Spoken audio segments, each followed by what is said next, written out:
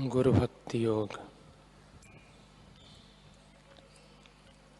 आप अगर आत्म साक्षात्कारी गुरु की सेवा करेंगे तो आपके मोक्ष की समस्या हल हो जाएगी। अगर पावनकारी आचार्य की सेवा में जीवन बिताओगे तो जीवन कृतार्थ हो जाएगा। गुरु के सत्संग की सहायता के बिना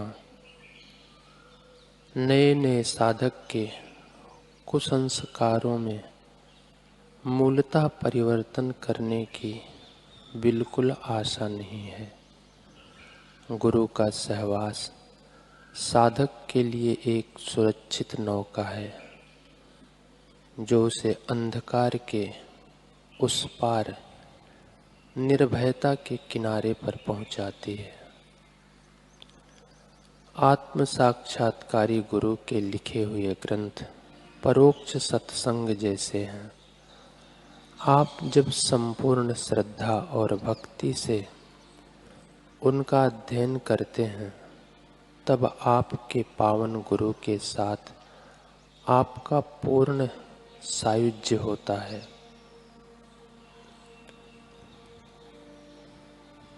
गुरु का संग मांग और पूर्ति का प्रश्न है। अगर सच्चे हृदय की मांग हो तो पूर्ति तुरंत हो जाएगी। कुदरत का यह अटल नियम है। हमारा हर भाव ईश्वर और ईश्वर प्राप्त महापुरुषों तक पहुंचता है और वे उसे स्वीकारते हैं। ये यथा माम प्रपद्यन्ते, जो मुझको जिस भाव से भजता है मैं उसे ग्रहण करता हूँ। ये भगवान का वचन है और यही स्वभाव भगवत प्राप्त महापुरुषों का भी है। हेमंत भाई अपना प्रसंग बताते हुए आगे कहते हैं, मेरी कविता सुनाने के बाद मैं गुरुदेव के निवास स्थान पर आए हुए दर्शनार्थियों के साथ बैठ गया।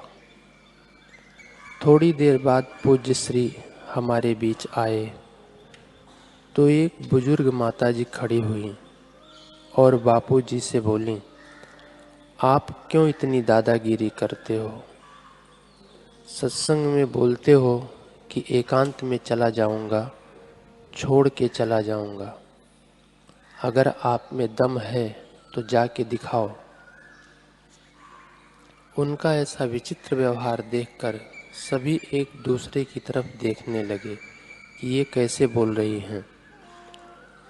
गुरुदेव ने उन्हें अपने पास बुलाया। बोले, तू भी तो बोलती है कि मैं चली जाऊंगी। यमराज में दम है तो तुझे ले जाके दिखाए। यह सुन वे माताजी अपना सारा गुस्सा भूल गईं और प्रसाद रूप में लाए लड्डू अपने हाथों से गुरुदेव को खिलाने लगी। कुछ क्षण पहले जो ऊंची आवाज में बात कर रही थी वे अब अत्यंत प्रेम भरी वाणी से बापूजी को बोली, ले खा। पूज्य श्री बोले, नहीं माऊली, नहीं माता, पहले तुम खाओ। वे माताजी कहती हैं, तू खा, और गुरुदेव कहते हैं, नहीं माऊली, पहले तू खा। इस प्रकार कुछ देर तक आपस में तू करते करते फिर एक दूसरे से बड़े प्रेम से बातें करने लगे। यह देख हमारा आश्चर्य अब जिज्ञासा में बदल गया कि आखिर क्या रहस्य है इस अटपटी वार्ता में। फिर गुरुदेव हम सबकी ओर इशारा करते हुए बोले, देखो, भक्त के प्रेम के आगे तो भगवान भी हार मान जाते हैं। और माता जी से कहा, ला मैं ही खा लेता हूँ। उन माता जी ने अपने हाथों से गुरुदेव को लड्डू खिलाए और गुरुदेव ने उन्हें खूब स्नेह दिया। कुछ देर बाद जब दर्शनार्थी चले गए तब पूज्य श्री ने हमें बताया कि उस बुजुर्ग माता जी से पहले कभी कहीं नहीं मिला हूँ। वह मेरे श्री चित्र के आगे बैठ के मुझसे बातें करती है, मुझ में पुत्र बुद्धि रखती है। उसके घर की आर्थिक स्थिति कमज़ोर है, लो ये पैसे उसे देकर आओ और उसके घर का पता लेके आना। उसका प्रेम निर्दोष है। मेरा हृदय बापूजी के करुणामय स्वभाव, उनके हृदय से छलकते आत्मिक प्रेम को देखकर भाव विभोर हो गया कि किसी ने केवल मन से पुत्र माना तो भी उसका कितना ख्याल रखते हैं, कैसा प्रेम लुटाते हैं गुरुदेव। उन माता जी की निष्ठा व प्रीति भी अत्यंत प्रेरणादायी थी। मैं तो समझता था कि हम आश्रम में सेवा करते हैं तो बापूजी हमें ही प्रेम करते हैं, वे सिर्फ हमारे हैं। लेकिन उस दिन मेरी वह मूढ़ता भरी मान्यता टूटी और यह एहसास हुआ कि मेरे प्रेमदाता सतगुरु तो सबके हैं।